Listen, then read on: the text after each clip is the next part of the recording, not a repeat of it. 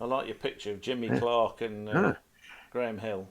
Hello, good evening, and welcome to the Hugh Hatrick Show with me, Hugh Hatrick, and my longtime co-host. It is Roo Mar. How are you Hello. doing, Roo? It's good to see I'm you. very well, thank you very much. I've lost most of my body, as you can tell, and I've got a Your terrible crick in the cameras. neck. It looks like you're sitting on a very small seat, and you can just barely get above Oh, above the table. Can you put your how's that? seat Is up? that a bit That's better? better. Yeah, now that's the thing. But it's good to see everyone. I hope you're all well. And feel free to comment. I know we already had Simon and Jerry saying how much they liked the picture there Simon of and Clark and Jerry. Hill. And I know it's Jerry. I never know which one it is, Jerry. I do Simon. apologize. Right, Oh, it's Jerry Simon. is the I think dead it's, cat. Simon is his name. I will But eventually get I through. think he's just got so used to everyone calling him Jerry that he answers to it anyway. So, I will eventually get it right. Even there'll be one time when I'm lucid enough that I will be able to get your name right, Simon. So it's So the one. he's put in. I think we I missed think we half that missed half intro. that intro. Do you want to do it That's it. again? It's good to see you all. It's good to see you. This is my new rig. Look, I'm sitting in my new ERS, which I have to say is very comfortable and is as solid as a rock. It's whether it's improving my driving skills, maybe a little bit. Maybe I've got a few tenths here and there. But John Votter is here John all the way Water. from America. It's good to see you. I'm sure So, that name. What? Simon's telling you off mildly, and Helen's here. Everyone is used to it, even Scotty, You know, except you. but it's good to see everyone. Helen is here as well. And that name, John Votter, that sounds like a detective from an American movie, doesn't it? That's the kind of name that they have. Pretty sure I was watching him, on a film earlier. I think it was Vorter of Scotland Yard. That's the Or thing. it could be not Monty Python, the Goon Show. If you remember much of the Goon. Oh, John's fell in the water. Sorry. Oh God, I used to love that. I'm sure Still, it I could still be. listen I'm to it now sure and it again. could be. So I've got a couple Little of. Jim used to fall in the water. You know. So you got Spike Milligan, and Peter Sellers doing all the silly voices. All right, yep. Ooh, it's little Jim. He's fell in the water. He's Ah, all wet. DRC, Woody Boy is in here. I've got a question for you, Woody Boy. You have managed to do a 29.5 on race A in that Volvo. And my goodness me, oh, Dutch is in as well. Good to see you, Dutchy. But Woody Boy, you're gonna have to come on this show and explain to us how you're able to get these times because we're all struggling. I'm miles away. I'm like on a 32.5 on race A. But so yeah, we need some secrets here. We need people to tell us how do we go faster on these. I've even spent all this money on a rig, and now I just look like all the gear with no idea that so I've just spent all my Yeah, money. and you still get gold times in the time trials. Meanwhile, I'm getting in the Just, top, just just. about scraping into the top 15%. So yeah, shut up, Hugh. We've got Ian in the Uh, chat as well. Hi, Ian, Ian. good to see you, Ian. It's great to see you. Now, we're going to be doing this on a weekly basis. We are really going to try our very best to be consistent, which is really important. Unfortunately, Neil was going to be joining with us. Neil Chandler was going to be with us today, but unfortunately, he wasn't able to do it at the last minute. But hopefully, we'll get him on next week as well. But really, we're here to chat about Formula One and about GT7. I thought it'd be quite good fun to go over the GT7 races and see what we think of them. And this week has been. I tried to record my video, but unfortunately, my OBS is kind of doing all sorts of funny things. Yeah, he So, touched it. oh, I keep trying to fiddle with the settings, and then whenever I do that, I have to reset it all and get help. Although people will tell me I need help quite often, so that's I'm going to move my okay. camera down. I'd put it up so everybody can see that we're in the home office. Though it's That's it. backwards, isn't it? But that's anyway. I'm going to put it down now so you can see me properly. There you go. So the good news is we're going to be doing this every week, and we're going to be doing more interviews. Now I have got a big one. I have managed to get a contact who knows Ben Collins. Now, do you know who Ben Collins is? He was Well, the the Stig, yes, I'm the subscribed ex to his Stig. channel. He's been doing some mad. Yes, It popped up with the one where he'd gone back. It somehow managed to get hold of the old Suzuki Liana, the yes, old that's right. reasonably priced car. Speaking English, Andre. Yeah. And he had some people that naturally I've never heard of, the big YouTube stars. But one of them's from Leicester. He's actually He did a really good one. He with lives Super like GT. 6 miles from where I was born, so I can't Wow. like him. But he's a nutter, and he's famous. He's got like a garage channel. He's Yeah, got like he a does all family his garage. stuff. He's got this garage Yeah. channel. I can't remember, Matt something. I can't remember. Anyway, he recently totaled his. I think it was a Lamborghini. So Ben Collins had him on, seeing if he could not crash a Suzuki Liana. And he failed to not crash it because basically the guy's a Fruit Loop. Ah. But He is Ben he's very Collins is astute. like, he takes him round a couple of laps and he goes, I'm getting out now because you're dangerous. And gets out of the car.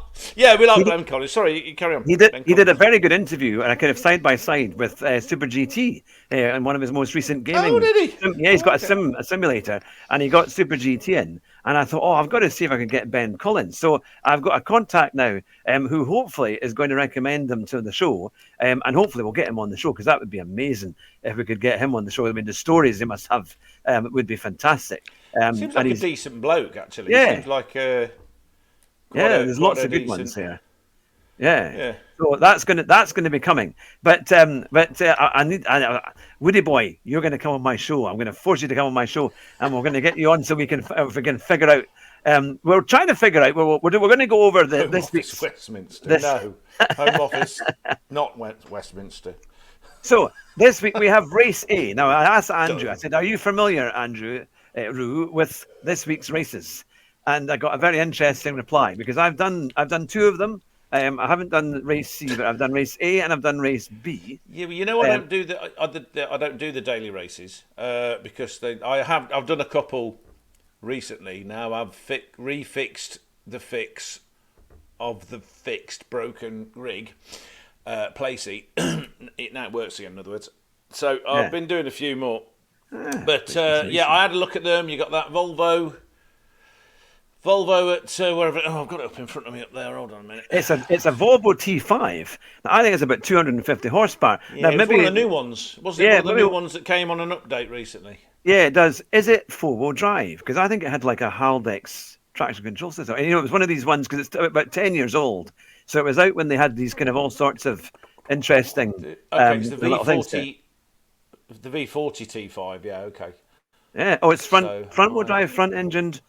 Yeah, because ODTR Cars is here. Good to see you. And we've also got PlayStation Racer who was in as well. Good to see you as well. The key to that car is don't be aggressive with it. Yeah, that's an interesting quote. But it's so blooming difficult because it seems like it's an on-off switch when you've got your throttle and you're trying to do, and it seems to just do. It seems it's got snap oversteer on a Volvo, for goodness sake. You maybe got that on a 205 GTI, on a Peugeot, but not on a Volvo. Volvo, for goodness sake, they made the Volvo 340, which was dreadful. And there's like blancmange on a thing, remember? Oh, I know you liked one. You had one. I've made a sore point. But you remember they had the Volvo 340? Did you not have a Volvo 340? No, I didn't. I had a Volvo 360, which has a saloon boot. I had the 2-litre. A 360 GLEI, and it was probably the most powerful car I'd owned up to that point. Yeah. And it's got a De Dion rear axle. It's a transaxle gearbox. So they did all this stuff that you would think would make it quite a nice handling car. They failed. It's actually the only car I crashed. Oh wow, that's the thing. I was going. We lived in Carnarvon then, and I was driving a slightly damp surface south towards a place called Pennegrois, which is, if you've heard of Bryn Tervel, the singer, the bass singer, he's from there. Anyway, driving down there, and there was an S-bend, and I went down to fourth and lifted off. The tyres were not in the greatest condition, and it started to slide. The back end went on me. It hit the curb, bounced the other way, spinning. One of the tyres burst, and 2 dry stone walls later, and my car very safely looked after me. But we also had a Vauxhall Nova. I went round about 15 mile an hour faster than I did in the Volvo, and it went round fine and didn't crash. So that's when I started getting interested in what they call primary safety, which is the ability to not crash in the first place. Yes. Which is why I went for Saabs, and I will always have proper Saabs rather than Volvos any day. Thank you very much. Get lost. Ah.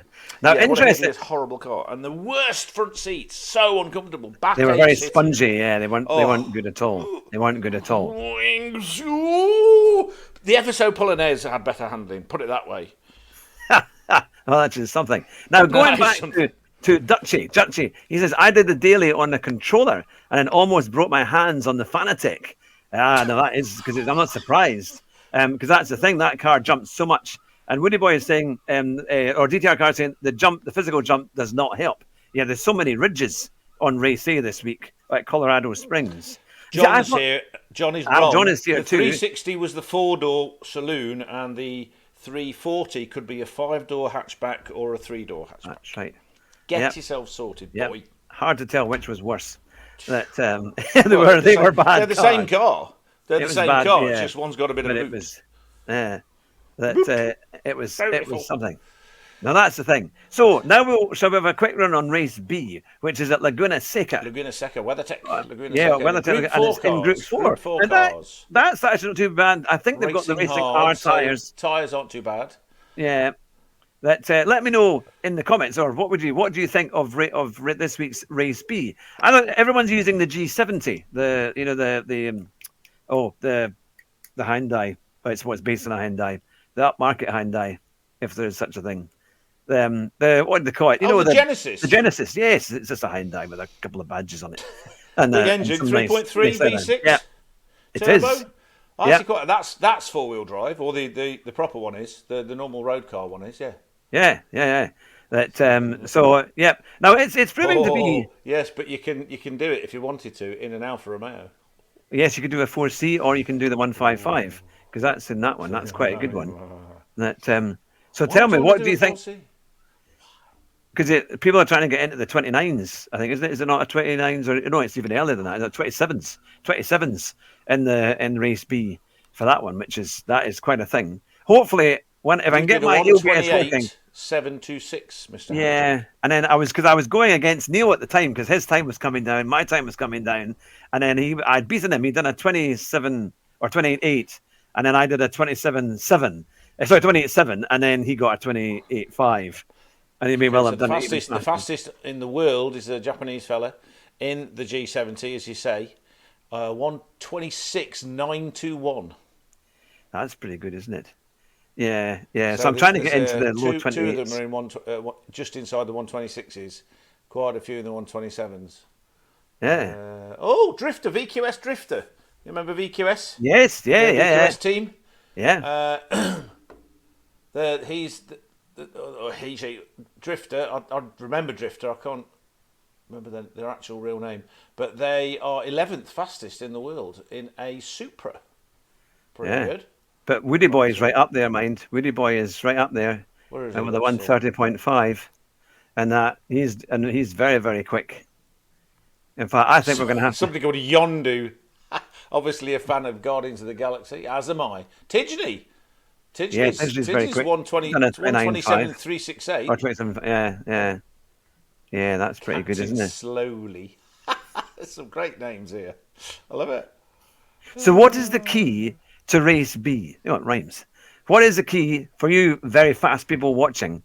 How do you find? Because it's very easy to go off on the grass, especially before you get to the corkscrew. That as you go up the hill and you've got that really horrible left-hand corner where you've got the sausage curb, and do you actually clip that? Well, you can't really clip it. Do you go on the left side of that with your left wheels, or do you try and miss it and run out up the hill? That would be my question. What do you think, Roo? I phased out a little bit there because right. Tell me again.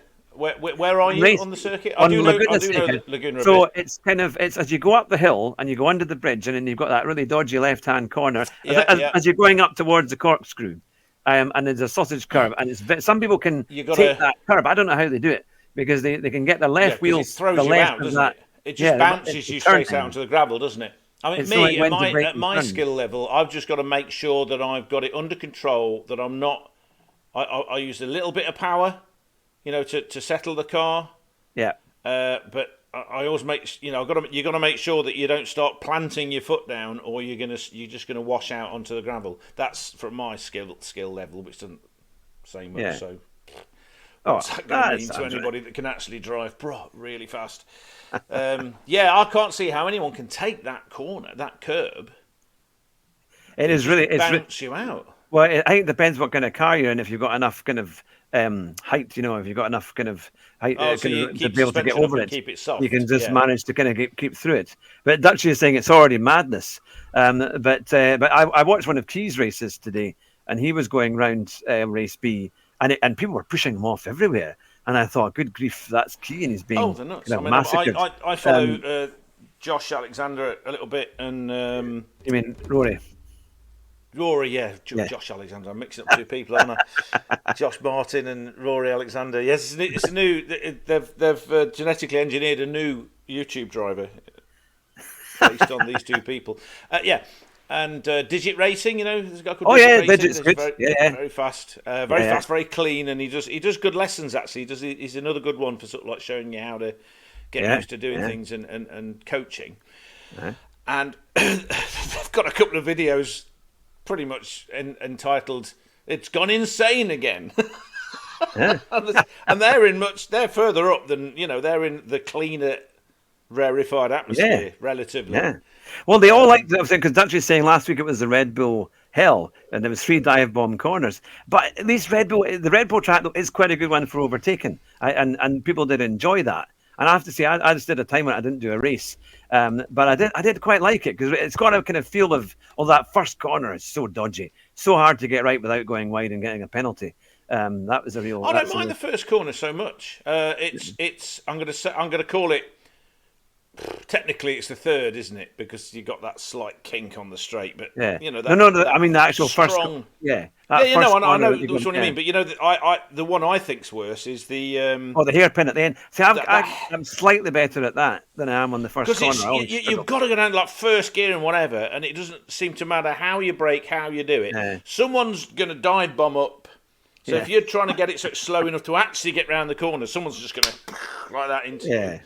Or smack you up the rear end. And if you're going fast enough to avoid that to happen, you're off. And you've got a penalty. So what are you going to do? Yeah. I just want to point out, Ian said that the GT4 is a four-wheel drive. It's four-wheel drive. Yeah. It is pretty good, but I have to say. Now, I did a thing that people have been telling me to do for a while. Now, I used to use a lot of traction control. Well, especially just on, it was only on one, but I would use traction control for things like the GT3. I didn't use to use it on GT4, and I didn't used to use it on most of the road cars. But I used to use it quite a lot on GT3, and I was struggling with my times. And I have to say, now that I've taken it off, it's a lot better. I've actually probably made up maybe a few tenths, maybe even a wee bit more.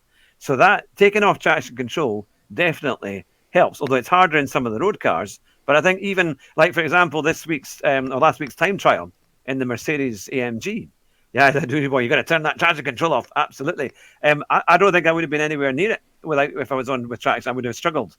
But it's because it is quite. It takes a lot.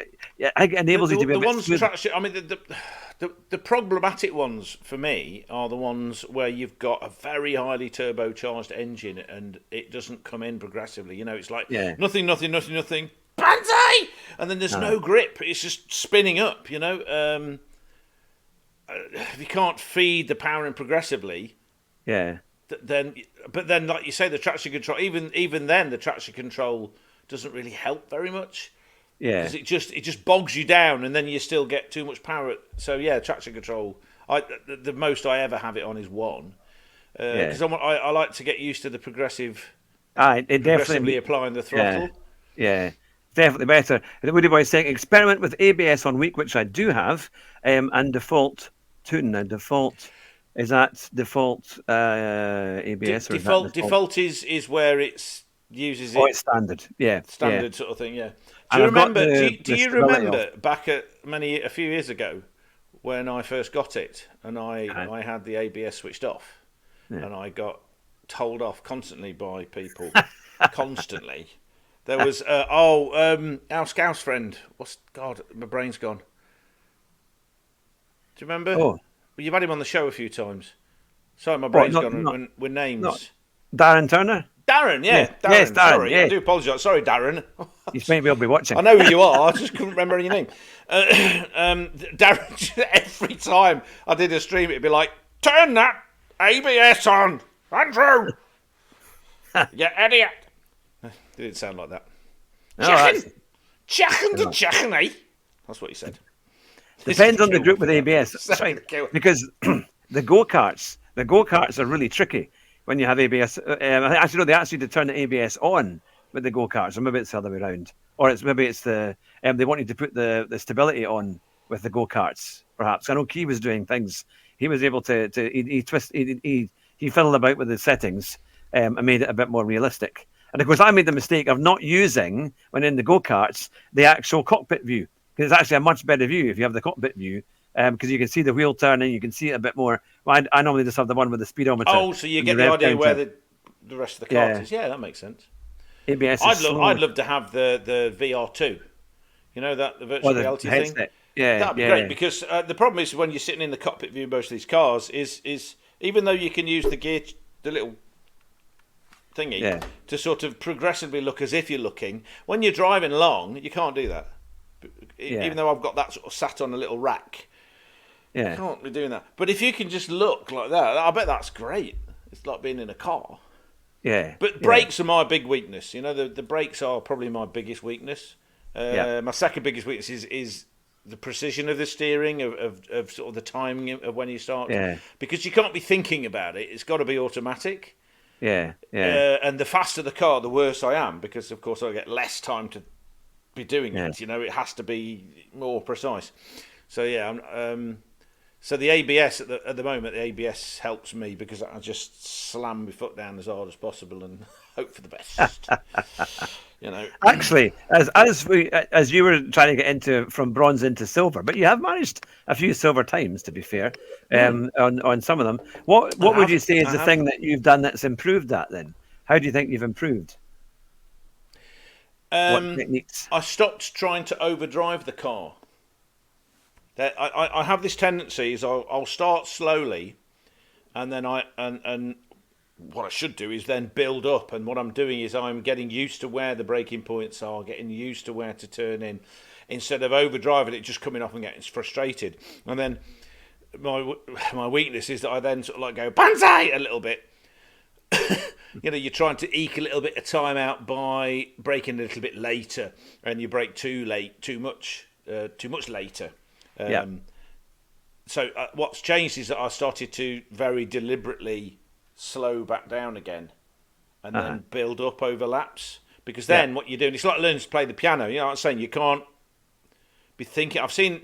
There was one where Clarkson did a series years ago called Speed, didn't he? Oh yeah. And he was in. I can't remember whether it was Richard Burns or Colin McRae, but he was in a rally car with one of them talking about how their brain is working back there for the corner here. Mm-hmm. You know but if you go at those speeds and turn when you think about it, you're already in a tree. Yeah. It's all got to be automatic, and that's why these kids, when they start karting at 6, it's in their head.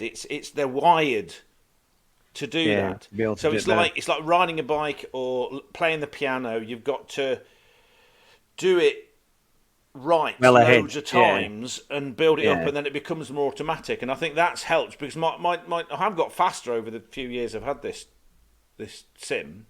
Yeah, haven't I? You know, you've absolutely. Yeah. But I do get frustrated. I just get fed up. It's like, you know, when I've crashed off 3 or 4 times. I put a little video up because Helen was asking me.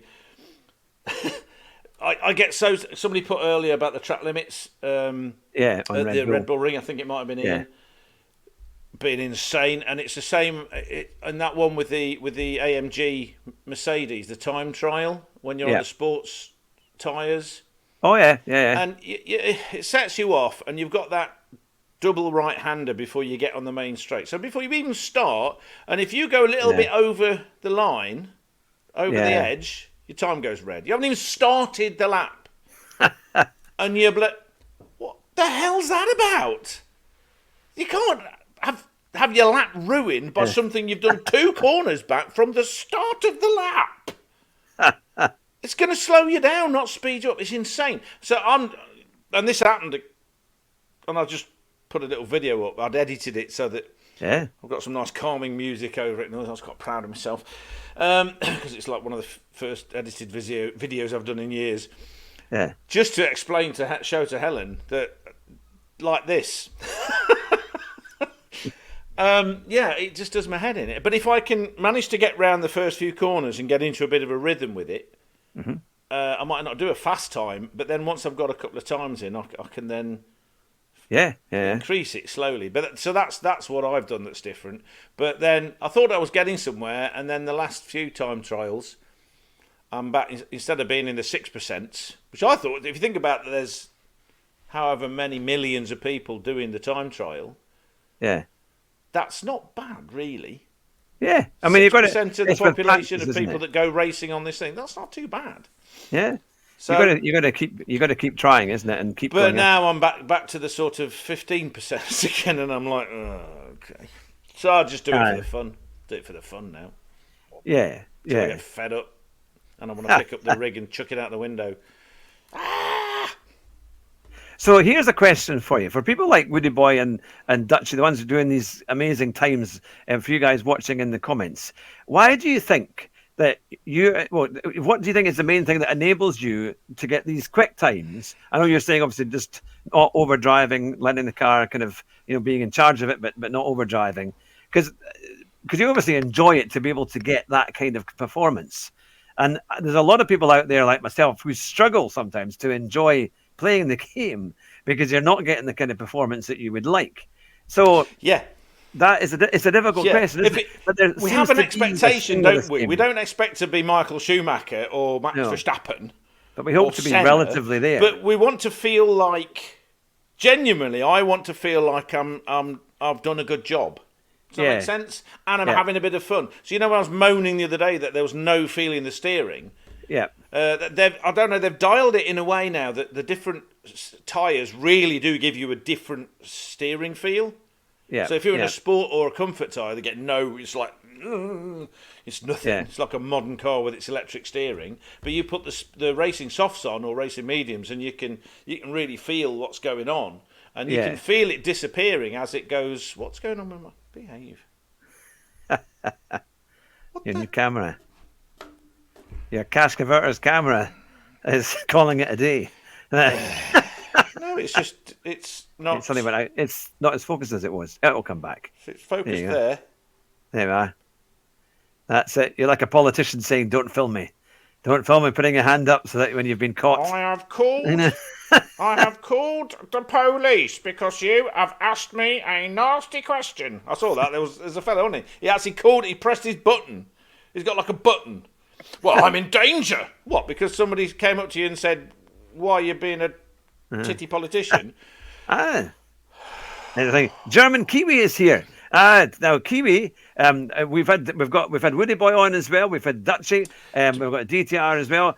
Now you're all doing very impressive times, and so we're asking that question of how are you getting these great times, especially on the likes of Race A, which is manic, and in a car which is almost impossible to drive and nothing like the actual real car. But so let me know, what is your key? How are you managing to get these times? Very good. Yeah, what is the in terms of because we're desperately trying to figure this out. I just want to point out the fantastic. I saw it a little while ago. Woody Boy's little thing back up there. I guess he's of a certain age. With braking at our age, we have to compensate for reaction times. Yeah, absolutely. Except there is. This is why I know I'm never gonna. This is what cracks me up. I mean, Helen's put. You say 15%. Like that's terrible. Yeah, it is. It's awful. The hell are you talking about? It's really bad. When you got fat old men like this Scottish idiot here going, "Oh, you could get a good time, easy luck." And him and Arky's like who's on a pad.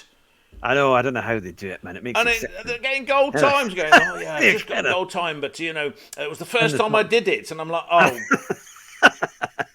shove that controller up your £700 on trying to get better equipment, and it doesn't. And that's the top 1%, isn't it? Is it 1% or 2% for? I think I've got 1% quicker.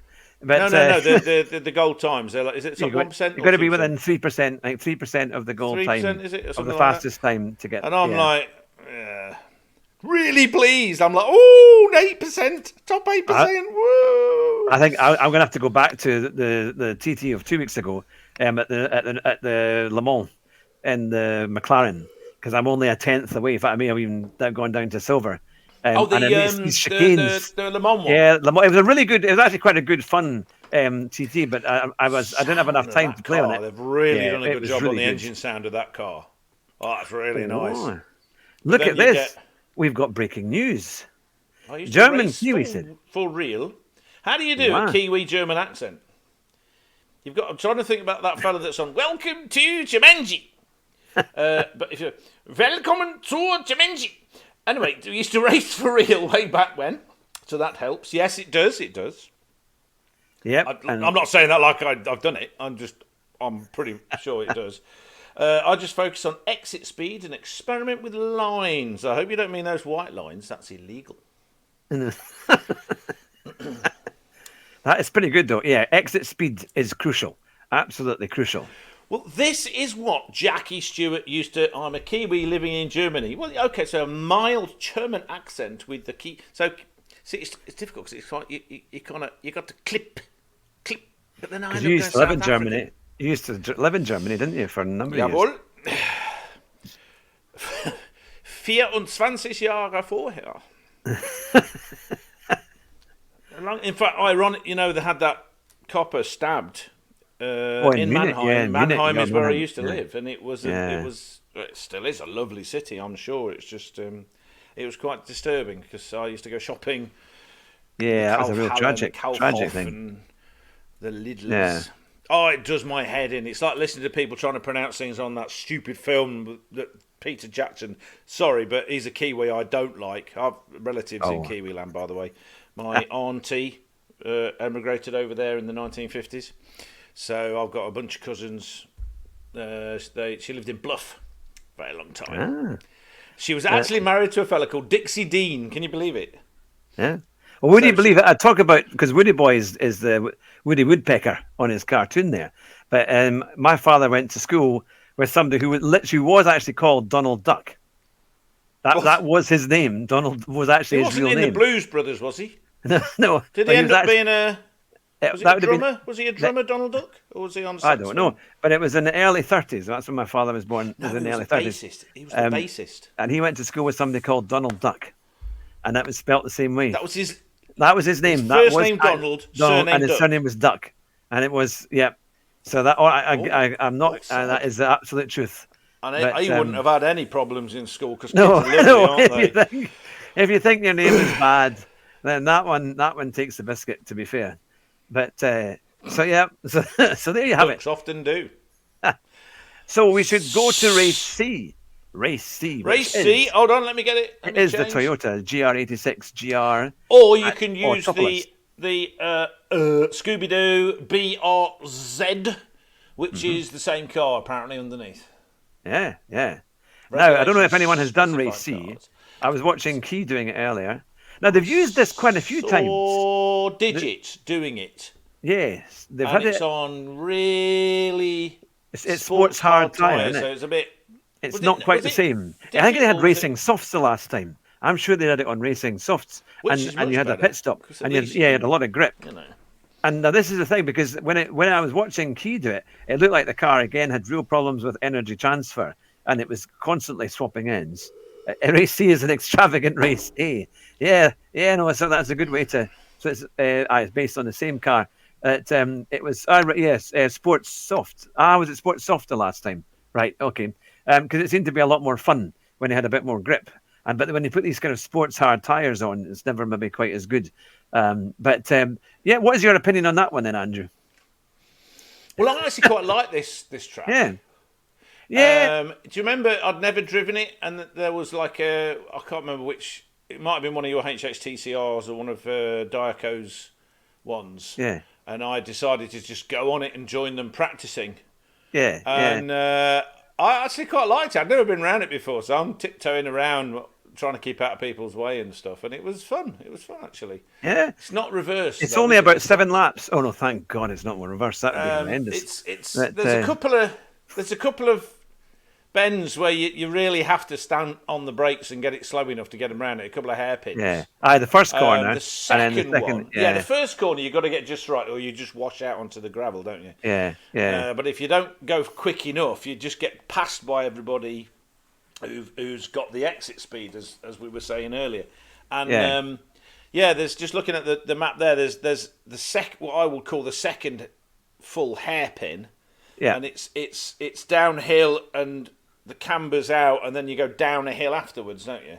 Yeah, yeah. And then there's like a double. It's slightly off camber as you go right. Double right-hander at the bottom of the hill, which is all a bit dodgy, and then you've got it tightens.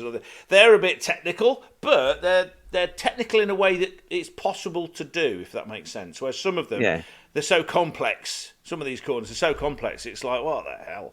Yeah. So it's a fun circuit. I probably wouldn't enjoy it with those horrible sports tyres on, because everything, you like you say, and because you can't set up the suspension. And I've had this opinion since you first brought me Gran Turismo Sport, that the standard setups for these cars is we want to kill you.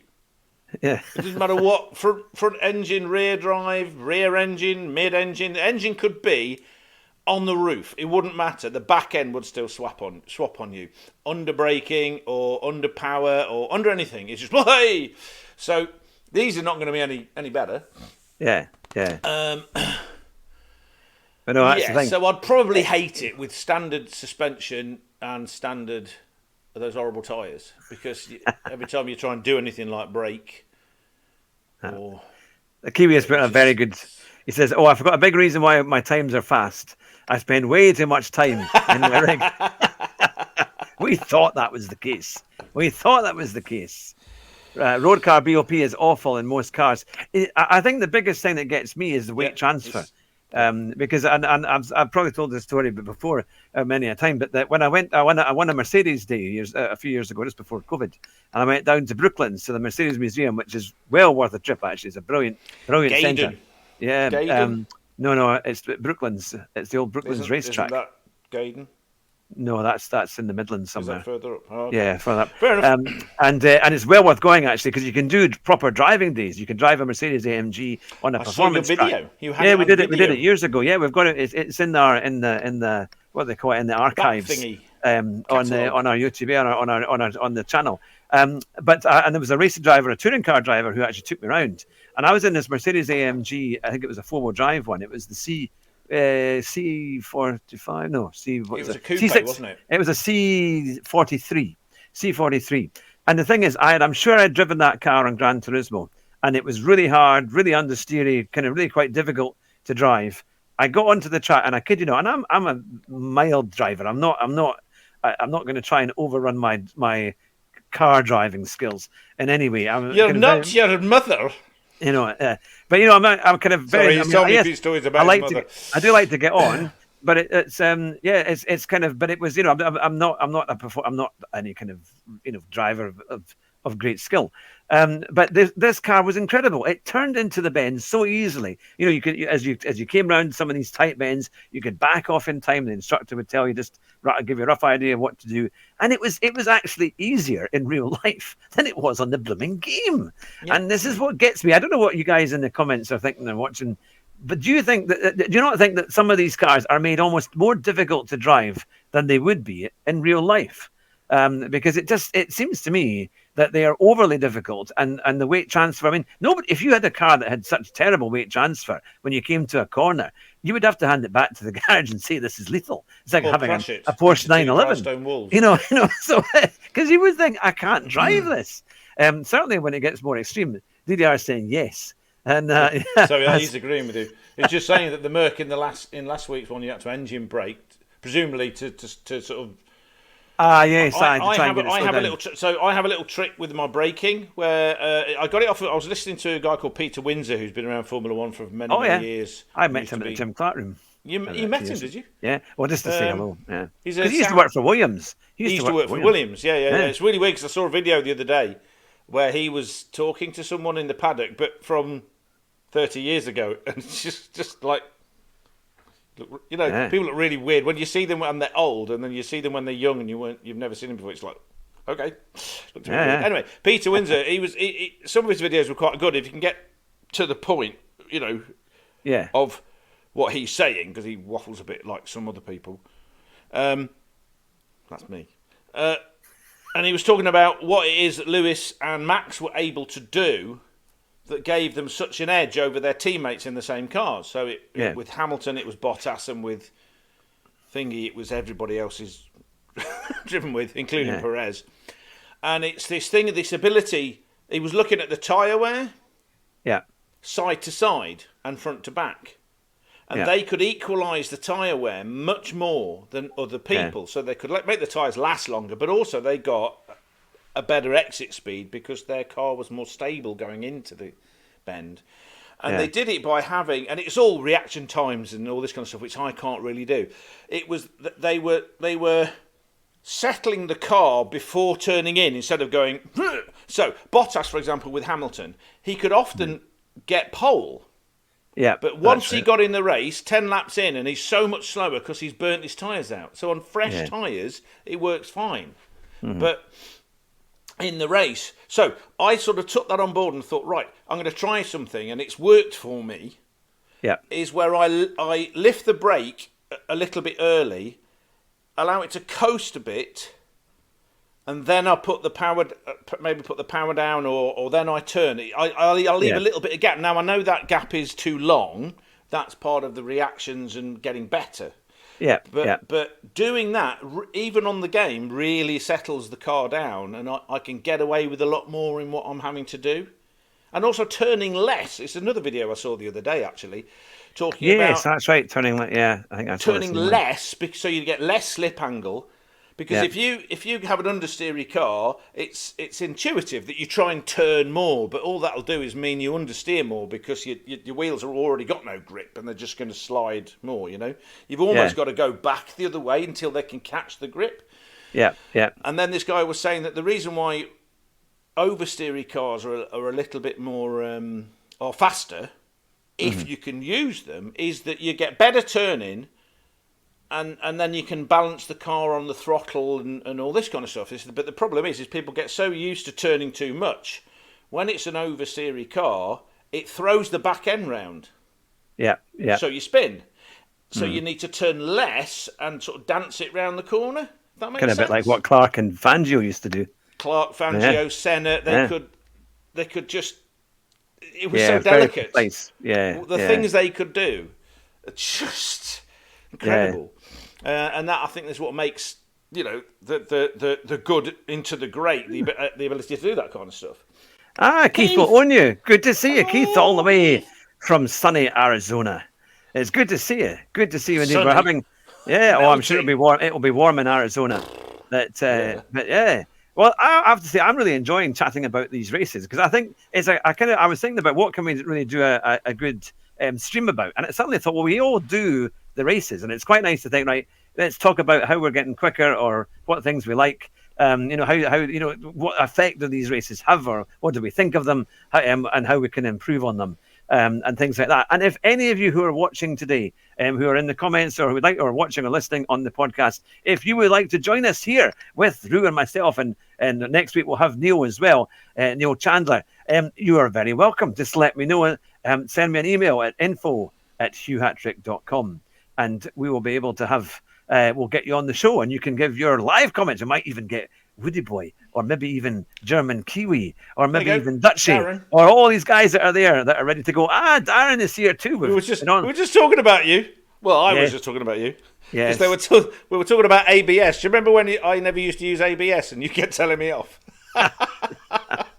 Always telling me, put that ABS on. All right, so if you tried playing the F1 game and you turn the ABS, well, it doesn't have ABS on. It's horrible. It's so easy to lock your tires. And like iRacing is the same. It's just like you just put on the tiny bit of pressure and it locks the tires. You have to kind of do a lot of settings to try and make that work. But no, that's the thing. That's the thing. So shall we have? It's ironic because people were talking about ABS and playing around with the levels of ABS, and I was thinking, I'm not touching that. I'll get told off. I know. Darth Vader. Darth Vader is with us. Good to see you, Darth. Oh, excellent. That's a very good icon. I do like that. I do like that indeed. That's very, So, very good. going back to you talking about when you were driving the real Mercedes, the other thing, of course, that I mean, they try to emulate, if you can buy a 40 grand hydraulically powered super rig, you know, if you've got that kind of money, but is the actual, because it was always a thing in every car magazine I ever read and all this kind of stuff with all these great drivers and racing drivers, they talk about you drive the car through your bum. Yeah. Yeah, you know, the feel. That's you the thing, can't. You know, I've been driving since a couple of weeks now, and you know, all the cars I've enjoyed to drive, the feel you got, you can't replicate the feel of speed and the transfer of weight that you feel. Whereas with these sim racing games, all we've got is the steering wheel and our eyes. Yeah, you know, that's all we've got. We have to condition ourselves to sort of try and get the same kind of information. Yeah, they call it muscle memory, don't they? That's what they call it. I remember David Perel using that term, muscle memory. The muscle memory thing is what I was talking about how you train yourself up. Yeah. When things become automatic. No, I'm talking about when you're looking at the screen, you know, you're driving along a circuit and it's going past you and you turn. In real life, we would be feeling how the car's doing that, and we will be feeling whether you're on the edge of the grip and stuff like this, yeah?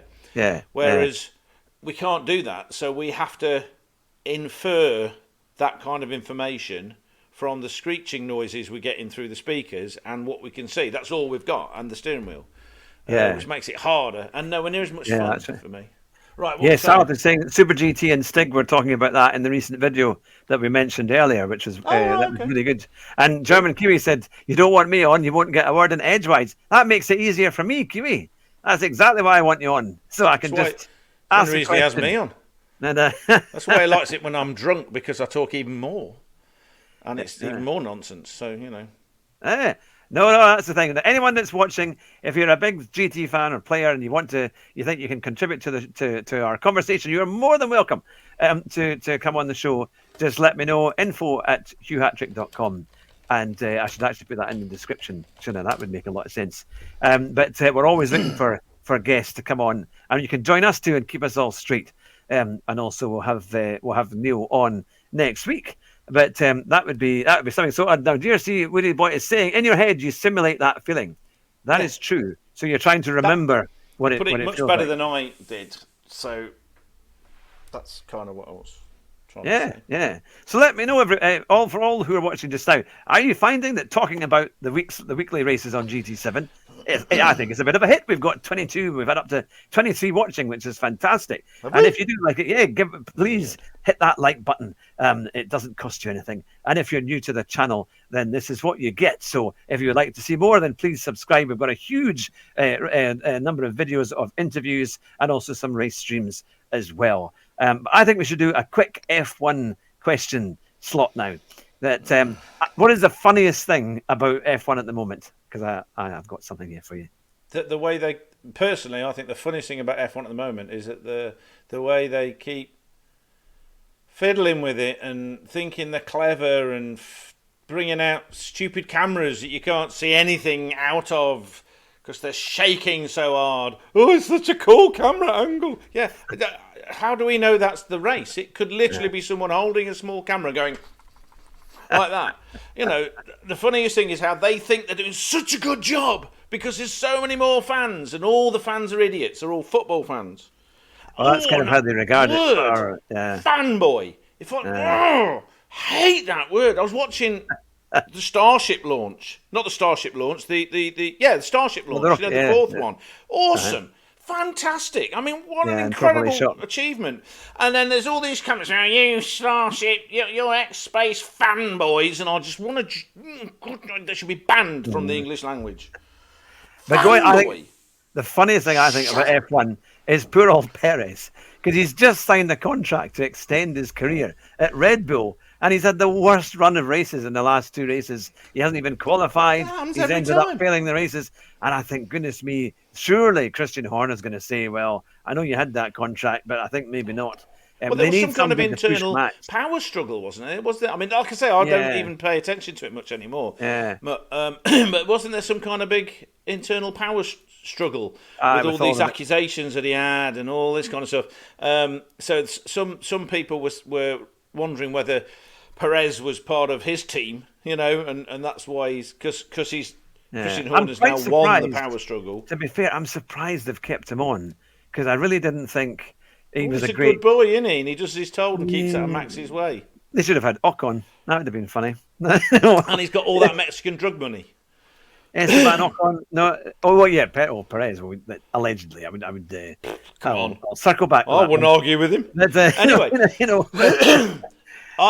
and on the flip side of that, you get poor old Carlos Sainz, who's an excellent driver, and has done a cracking job. Won a race this year. Yeah. And yeah, no, that's the thing. Got to drive. And I think he's going to go to Williams, isn't it? The rumour is that he's going to go to Williams. But Williams is okay. They might be getting a bit better, but it's not the Williams of our day. He deserves race wins. Someone of his calibre, not.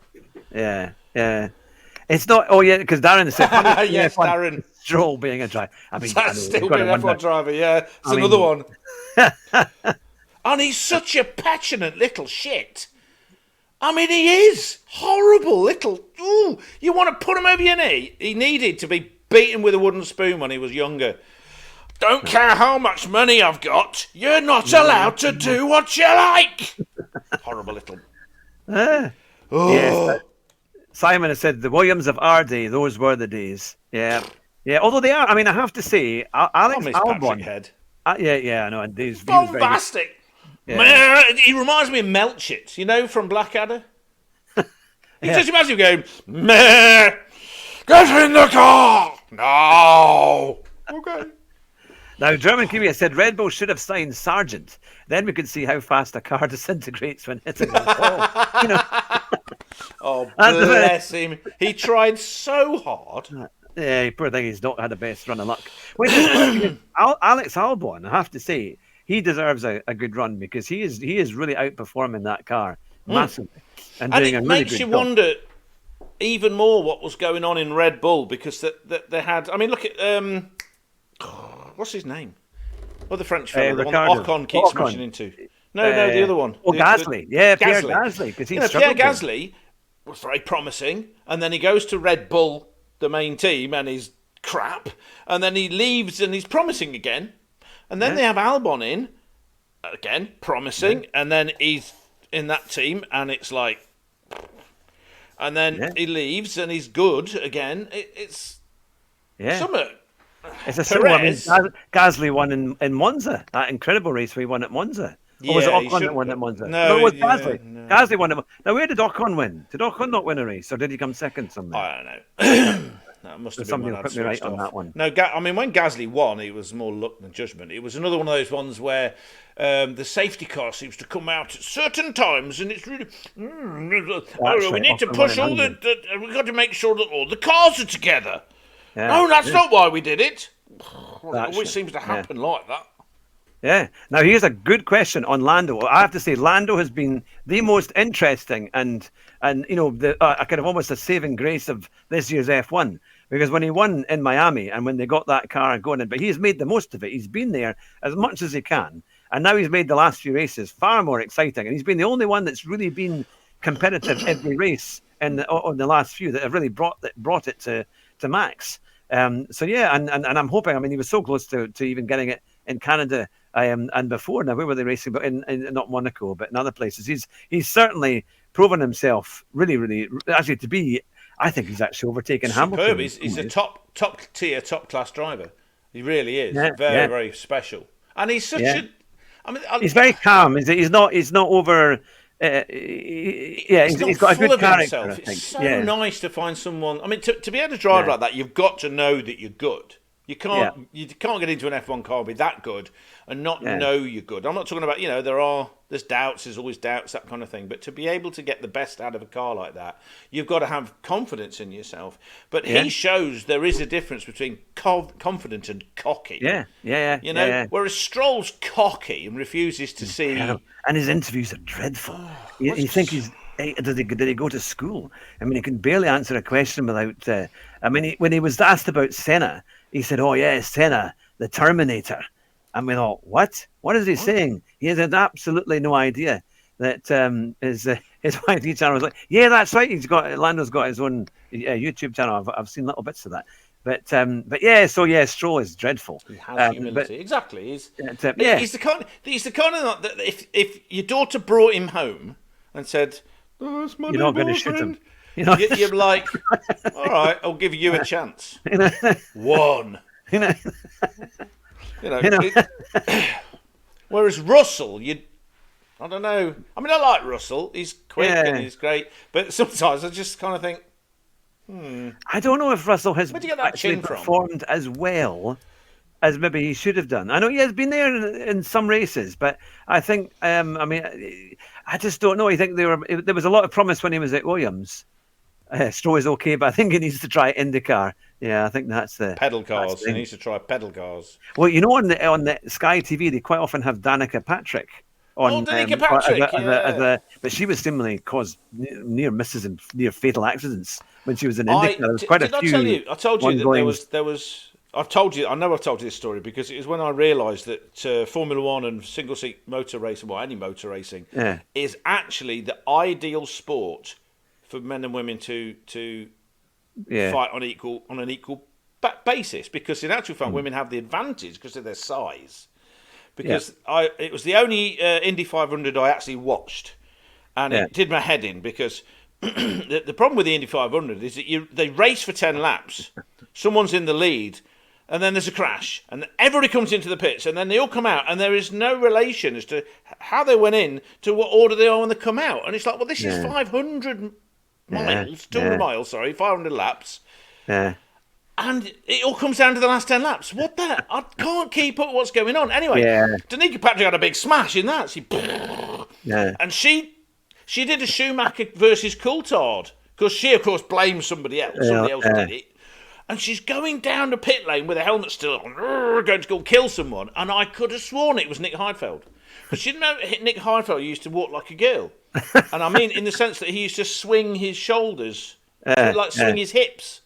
Just the way he looked. And I'm like, no, yeah, it's Nick Heidfeld. Oh, no, it's not. It's Danica Patrick. It's Danica Patrick. No. And tiny, and so's most F1 drivers. The tallest one we've ever had was Justin Wilson, bless, who died a few years ago in Indy. Yeah, that was a real tragedy. He couldn't fit in the car. They had to redesign the car. That's why I couldn't get a drive. He was in a Minardi, and because your ankles have to be behind the front axle, he physically couldn't fit in the car.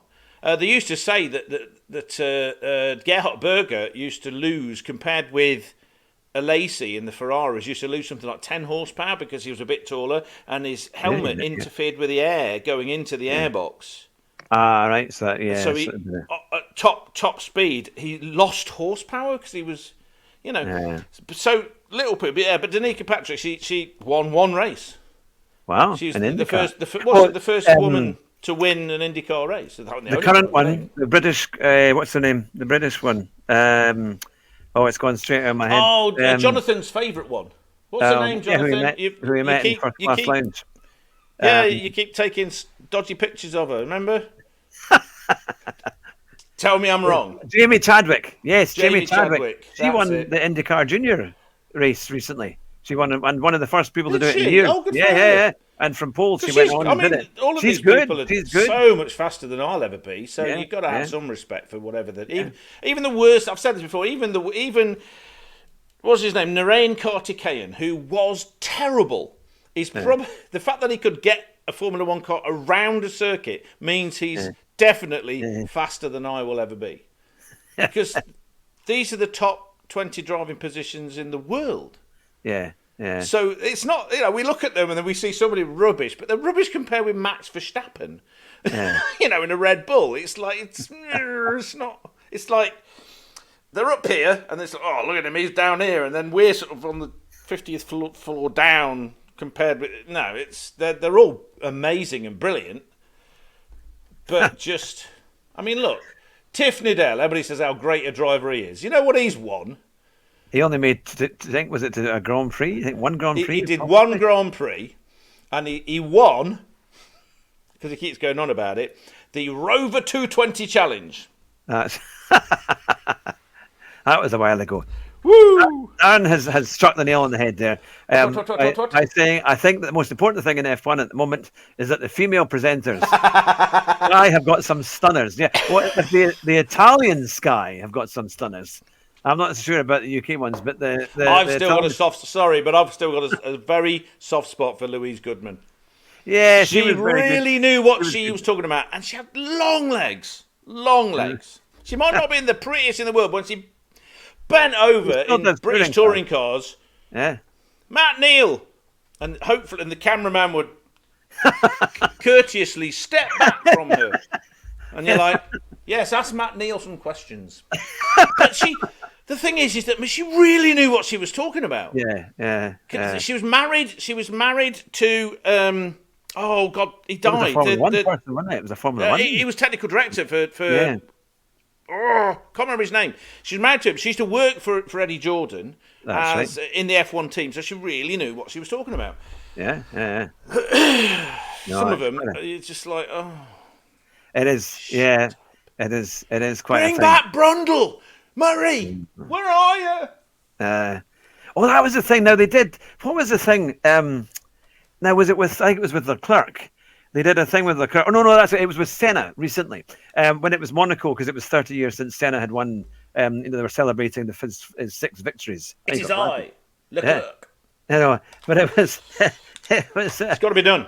They did a celebrating Senna's 6 victories, and they had one of the new presenters who I think does the F1 presenting. I think it wasn't on Sky; it was on another one. I don't think it was on Sky, but it wasn't. It was like one who does maybe the radio host. So it wasn't anyone. And the thing is, they dubbed over Murray Walker's voice. So because he had obviously Murray Walker had commentated over. Well, this wasn't like the races. 5 Live people that I ditched last year. Yeah, I don't know. I just got so sick of the inane shite they kept going on. Yeah. Half an hour talking about cheese sandwiches. It's like Formula One, please. Yeah, but no, they got this guy to do it, but it just wasn't the same in effect of the emotion. I think he was probably being genuine, but it just didn't. It came over a bit like James Allen, who never sounded genuine when he was doing it. It was always going to. Did anybody else remember the special campaign? Okay, there's a website called sniffpetrol.com, and it was an anonymous website, but it was a sort of a p-take of car magazines. Found out later it was one of the writers for Evo magazine that actually did it. So an insider. But they had, when James Allen came on to Formula One, they had T-shirts, I think, Stop the Cock. You could buy Stop the Cock T-shirts. He got everything. Stop James Allen ruining Formula One. Yeah. He got, after he did commentating, they gave him the job of interviewing during the press conferences. He was one of the main questions. Oh, right, okay. Yeah, he did. He used to be the pit. He was really good in the pit lane before Ted Kravitz. Ted Kravitz got the job because James went up into, he was crying, bless him. He was like, I'd love to get Ted on the show. Who would like to get Ted Kravitz? Ted Kravitz. Yeah, Ted Kravitz. Yeah, I would like to get. With his notebook. Get Ted on the show. I think that would be incredible. I don't know how we could do it, but if anyone knows him, if anyone has any possible connection, it would be incredible to get Ted on. Because he is lovely. He's a decent bloke. He just comes over as a really decent bloke. Sarah's right. I'll start watching F1 again. It's never been as good. You need Murray Walker. Okay, this is my dream team. Murray Walker, Louise Goodman. Okay, I liked Lee McKenzie because again, she was. I mean, I've got a weakness for the Scottish accent, but she knows what she's talking about. Okay, she's knowledgeable, worth doing. So Louise Goodman, Murray Walker, Brundle, and Johnny Herbert. Yeah, they were good. I like that. My God, the favourite thing I've ever seen, which is not even anything to do with F1, is that, they stood there for some godforsaken reason out in the rain in the back. Why did they do that? And Johnny just looks across and they're talking about Le Mans and he goes, "You driving Le Mans, are you?" And he grabs his belly and goes, "You're too fat!" And that's it. I'm like, and they're all going, and he's like, "Get off me." Human beings, that's what you want. You want human beings, mate. Yeah. Instead of from the heart. Cheese sandwiches. Well, that's now. What I was saying, Oh, actually, I'll go back up a bit. Darren Turner was saying, did anyone watch Sky's Last Teammate for Senna? Yeah, that was really good. That was with Damon Hill, wasn't it? That was a really good. I enjoyed that video. That was on a wee while ago. And then Woody Boy says, I'd rather get Martin Brundle on. Well, actually, to be fair, I have on Evans on my Facebook, Alex Brundle, his son, comes up on my He's got friend list. a channel. Yes, I might. Actually, he popped up yesterday in my feed, for YouTube. The scariest moment in Brundle's driving career. Yeah, and I didn't realise really good. Where he was. Was it an F2 race or something like that? And Senna, or in Formula One. No, it was in Formula One, and he was driving some terrible car, and in the rain. Yeah. And suddenly the car, their tyres were slightly. I think that he had the Goodyears were slightly better, and he had the Pirellis. I can't remember. And he's swapping ends, and he was very lucky going straight down the middle, and then stopped, and he is like, I don't know which way I'm pointing. That's right. Yeah, I remember seeing that. Yeah. And all he could do was drive forward and hug the side, and then he saw one of the brake boards, and he's like, "Oh, phew!" Yeah. Up behind him, full speed, boom, Senna right up the arse. And that's a famous picture. That's a famous video clip. And this was not long after him and Prost had come together, and he'd been disqualified, and he'd lost the championship. So he was on a mission. He was absolutely angry as anything. Yeah. That was really good. Brundle would be great to get on. It's we need to he's very good. So knowledgeable. Yeah, and he worked so well with Murray Walker. He was really good with Murray Walker, and James Hunt's son now sounds exactly like he does. He's quite often done voiceovers for cartoons and different things. When the McLaren did a tribute to James Hunt for their cartoon thing, they did a number of years ago. But now I'm trying to remember his son's name. Is it Dan or what's? I don't know. He sounds remarkably and I thought, wouldn't it be just great just to get him on and just have him commentate? All I know about James Hunt, really, in terms of his personal life, shall we say? Freddie Hunt, that's right. Freddie Hunt, yeah. Freddie Hunt. Okay, thank you, Simon. Was that what he was? The 1989 Australian? Yeah. Is that if a reporter needed to talk to him, they had to go into his budgerigar shed? Yeah, that's right. Because that's where he used to go to imbibe, and all these budgerigars are going, tweet, man. tweet. Yeah. Well, I always remember that for some reason. That incredible lap at Donington Park when Senna went from 7th to 1st. Lap of the gods. And I was there to watch it. To watch it live with John, which was great fun for my 18th birthday. And even that when you watch, because the thing is, we all raced back that night. 18 once? Wow. I was 18, yeah. That was a long time ago. But I think Woody Boy is only 18, but he's just telling us he's in his hair then? 50s or 60s. I did have some hair. But who was best, Senna or Prost? Well, Prost was more reliable in terms of, but it was the flair and it was the charisma. Probably Formula One is a bit about charisma, talent, isn't it? Yeah, I'd say with charisma driving talent, you've got to go with Senna, haven't you? Just pure, unadulterated. But it's like Schumacher.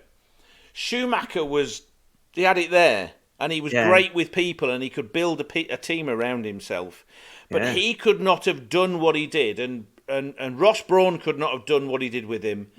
If Schumacher couldn't deliver, you see. Yeah. So I've seen loads of interviews with Brawn. Brawn's one of my little heroes. I think he's great. And he would say that he would get on the radio. He goes, right, we need 5 laps at this time. And he would do 5 laps, and it would be that time. The other one that could do that was Jackie Stewart. Because there's an interview you see with Ken Tyrrell where he's saying he went round, I think it was the Nürburgring or whatever. I can't remember which track it was actually. But I might be getting mixed up with the video I saw of him driving the Nürburgring, explaining how to get around it. The original Regenmeister, actually. He was the original Rainmeister, and the guy that christened it the Green Hell. He won by 4 minutes in the rain. It's like barely drivable. And anyway, he would do 5-6 laps at exactly the same time within 100th of a second. It was like a machine. So that's so maybe over a 1 lap or in the lap of the gods kind of situation, Yeah. Senna was supreme. You know, he was incredible. But Prost got his world championships by, I mean, I don't know, he must have been able to drive fast, but he could manage the car as well. And he was reliable. He would reliably finish up in the points, well up in the points, and get podiums. Look at Max. Yeah, I mean, I'm not a huge fan of Max. I think he could be a bit of a tit, and the way he's driven over the years, where he thinks that one move means as long as the steering wheel's continuously moving, you know. That's why Raikkonen used to call him a twat and swear at him, because he'd be doing this in Melbourne, you know.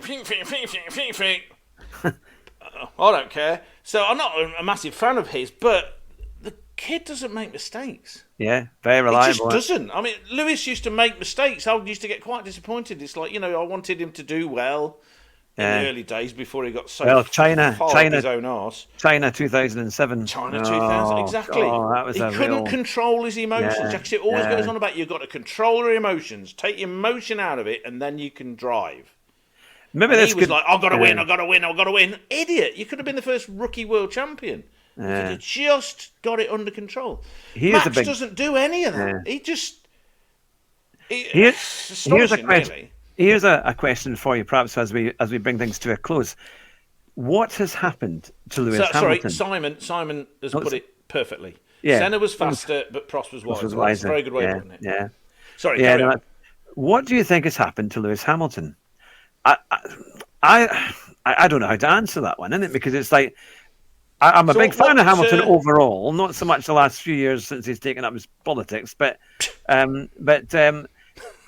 don't think he's lost his skill, but I think he must have really lost his mojo for Mercedes. I think he's fed up with Mercedes and he just wants it to end. You know, he just wants to get to Ferrari and do something else. An answer to that question will be how he is in Ferrari. Yeah. I don't know why they've taken him there. They've got Leclerc. What do they need to rock the boat? It'll be quite an interesting mix, mind. What do you guys in the comments think? What do you think with Hamilton? Because it is now it's a kind of love or hate situation, isn't it? Lewis on spinning image was class. I don't think I've seen that. I must have missed that. I must have missed that. Spitting Image is back. When did Spitting Image come back? I don't watch normal telly anymore. I refuse to pay the BBC to tell me how evil I am and not represent me. Well, look, I keep hearing that if you don't see your face in a film or the telly, you just can't associate with it. So I never see my face on anything anymore, so I can't associate with any of them, can I? So I don't watch them. But I think going back to the Hamilton issue, because he's got incredible skill, brilliant experience. It would be lovely to see the Mercedes closer. And they were a little bit closer in Canada, but he just doesn't seem to be getting any luck or any breaks at all. He's finishing 7th and 8th on average. I don't really know. I don't know what's been happening because, like I say, I've not really been. I literally just ditched it. Halfway through. I still watch it. Sick and tired. I know you do, and you've been enjoying it, but I can't get into it because I can't see anything. Oh my God! Yeah. Last year at Monaco, they showed a clip of, I think it's the third from last corner or second from last corner of the lap. Yeah. And you got the car approaching, you got the actual corner, and then the car leaving, and they had 3 camera angles for the one move. Boom, boom, boom. It's like watching a fight scene in a Marvel TV show. I know it needs to be higher up so you can see them coming and you can get a continuous. You need to see a continuous thing for us. If it's an overtaking manoeuvres, it's like flick, flick, flick, flick, flick. Yeah, it's like watching a Transformers movie. You can't see anything. So what's the point of watching it? It's literally what's the point of. I think. But I think. So what's been happening? I don't know what's been happening with him. Has he not been able to keep up with Russell? I think he's too much influenced by Hollywood now. And that has taken over his, when he had to do, bending the knee all the time and all this kind of stuff. It just took him away from the actual racing. Anything like that is a distraction. That's why a lot of them didn't bother, or they didn't bother kneeling, or a few of them did, but then they left. And it's kind of, you need to be focused on the race and not be distracted by all these other things. And I think he's got too much into the Hollywood stuff. and not really into. Well, it, he's that's become gotten in another the one of way. these £200 million Yeah. victims, hasn't he? Yeah. He's so oppressed. He's so oppressed. He Yeah. had to sell his private jet so he could say that he doesn't use a private. He doesn't For the use his environment, private yeah. jet. That, Instead, he uses yeah. P Diddy's or I don't know, I do- 50 I- cents or whatever. I don't know. Think of a. I agree with somebody uses it. Woody Boy. He said BTCC and WRC is much better. Yeah, I agree with that. And certainly, the World Rally Time. Although what annoys me is that when they have it in Britain, they have it down in. I know you're from Wales, do that. Darren. But on one dress, you know, What earring he's going to put in? Dear me! Oh, we're gonna get. Oh, my hairstyle. I've got to get my hairstyle. We'll get. Where's he from? Is it Slough or something I like don't know. that? He wears some like pajamas, Oh, or like it looked like a because big. that's big the, kind of the tracksuit. fashion. God, thank thought- God I'm not fashionable. Oh goodness! At least Senna would wear a kind of pair of khaki trousers and a jersey, or something that looked kind of reasonable. And it was Senna apparently was a really wonderful person. Like a Yeah. genuinely, he did so much for so many people that no one knew about. Yeah. Because that's the old thing, isn't it? That if Yeah, you're the character. letting everybody else know what you're doing, it's Yeah. not really, you're not really being kind, are you? You're just showing off. Yeah. Whereas he tended to sort of Well, I remember keep reading it his book quiet.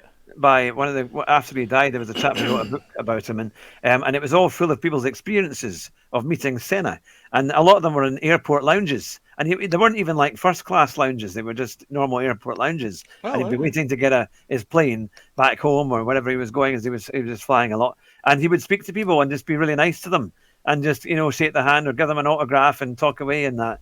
And I think that's a really natural thing. Well, of course, he came up to Scotland. He came up to Loreto and did a speech there because Jim Clark was his hero, and so he did a speech for the school.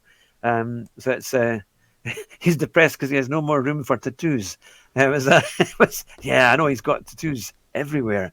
I think he's just got so involved with all the kind of worldly stuff, it's just distracted him from what he needs to get down there and race. Just going to say, I agree, Darren. I've tried to show it, but somebody else has taken care of it. I do agree. I'm not going to. That's the thing. Oh, it's been funny. It's been good fun tonight. But it's true. I mean, the silver arrows. Listen. As a person that did colour chemistry while he was in Germany, I know that white, black, grey, silver, they're all the same thing. They're all achromatic. So they're effectively the same colour. They're no colour. It's all wavelengths, different luminescences, different amounts of reflection of the incident light. So, and I think so many fans. the silver arrows becoming the no longer quite so silver arrows. Yeah, It's the same thing. But ever since Abu Dhabi 2020, I think it was, or 2021, when they had when there was that unfortunate incident of epic proportions, I think it's put a lot of us off, and it's taken a long time for us kind of fans to come back again and really kind of. Oh, you mean where Michael Massey? Yeah, made a real dodgy. Suddenly the rules changed for 10 minutes, and then you get people, oh, you're a fanboy, you're a Lewis fanboy. No, I think Lewis is a tit. He's in his little bubble. He's been done what, like you say, the Hollywood. Yeah. It's like they might start quite, relatively normal. If they live in Hollywood, they're all going to go nuts, whatever, because it's such a... It's Hollywood, Well, it's a bubble. They have no idea what goes on outside of their little area in the real world. Yeah. But he's spent too many years on his private jets, in first class, not being around people. What is it? Joe Rogan, or something else, just something popped up, a little short thing about one of these Joe Rogan podcast things. He's just chatting with someone. Goes, him and his wife and his kids. So we're at this resort in Mexico. It was. Yeah. There is resort, beautiful place, absolutely gorgeous beach, all this kind of stuff. Obviously, paid a bit of cash to get there, and they got these sort of buggies, like big golf buggies. Oh yeah. You go around, you can drive around, and he went because he's crazy. He went, can we go down here? And the assistant person was all, yeah. But he goes, okay, so off he goes. And he goes down this road, and he's suddenly faced with this full-on tank. And he's taking photographs of it. It was like a massive armoured car with a 50 cal on the helmets and body armour and all this. And he suddenly realised this was... Basically, they had their own private army to protect the super rich people in this resort. Yeah. And they said this is a place where you'd find like Halle Berry and all of these Hollywood people. And that's what Lewis is in. He's in. He's kind of been. He's got PR people around him all the time and bodyguards. He's like these YouTube idiots that go around with a bodyguard now because they want to upset people and get away with it, so they get punched in the face like they need to. You know, it's Darren and Simon have come up with some very good quotes there. That if Lulu had his way. Lulu. Lulu. That's fantastic. I usually call him Hamburgertron. And people don't know what I'm talking about. Lulu Hamburgertron. They would be rainbow arrows. Yes, when you're in Saudi Arabia. That Oh, except in China and Saudi Arabia, they wouldn't have them there, would they? Oh no. Oh, Lulu. Well, I think on that note, make me shout, Darren. Oh, very good. Simon very good with his puns. Do you get it? Before we get another strike from YouTube, there'll be. All I can say is you shouldn't rush into these music jokes. I'd get rush in at least once. Come on, it's got to be done. Oh, that's the thing. Look, it's been phenomenal tonight. It's been great to have you all with us. You, Roo, and everybody who has been watching and commenting away, and whether you've put your name in the comments or not, it's been great to have you with us. I really thank you for watching and putting your time aside. Quick question. Yes. What's that thing on your windowsill? That is a car. Okay, help. And? Yeah, which Toyota one? GR86. No, it's the Group 3 Supra. Okay. And I got this at the Autosport show this year. But so I got that back because that's perfect for because it's Gran Turismo. I thought it was a tortoise. Carry on. No, it's a Gran Turismo. But look, it's been fantastic to have everybody watching. Thank you so much for supporting the channel. Thank you, Roo, for coming on board and for doing this. We're going to be doing this every week. So next week we'll be doing the same thing at the same time, with going over GT7 races and then a bit more F1 rant. We'll have the Spanish Grand Prix this week. So hopefully we'll be able to see what's happened then. Maybe Lando, see if they can get around that stupid corner at the end. Well, they've taken away the chicanes now. Have they? Yeah. Oh, good. In Spain. So we'll if they get penalised before they even start a lap. Stupid. Thank you very much for watching, everyone. And remember, only on this channel do you get corny lines, and ours is the corniest. It is, of course, Which drive one fast. are we on the bus one or on the crash one? Of course, you've just given it away. Come on, asking, drive fast, sorry. but drive your bus even faster. Take care, everyone. Thank you very much for watching. Bye just now. Bye.